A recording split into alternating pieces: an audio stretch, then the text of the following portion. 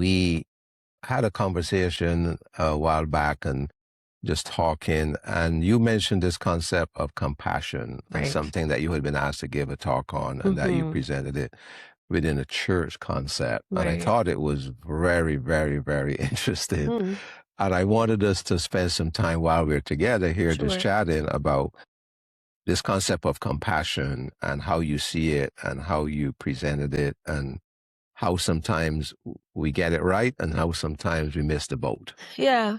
I mean, complex, right? So at its simplest form, and this is not originally mine, but I view compassion as kind of a three-legged stool. So the first piece of compassion is bearing witness to it, right? So first you see. Hmm. You have to see and recognize that somebody is experiencing suffering. So just basic human awareness of that.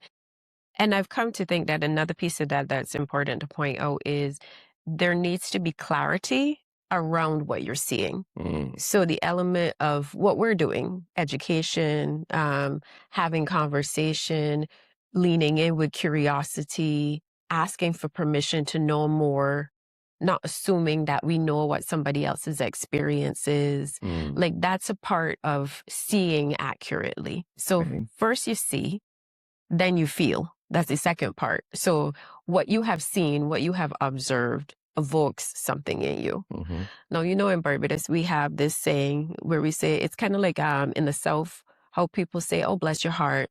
In Barbados, we say Kadir. Hmm. And so in my mind, Kadir is pity, right? Like, so I see that you are suffering. I see that you are in distress and I feel for you. But what I feel might just be pity. Right.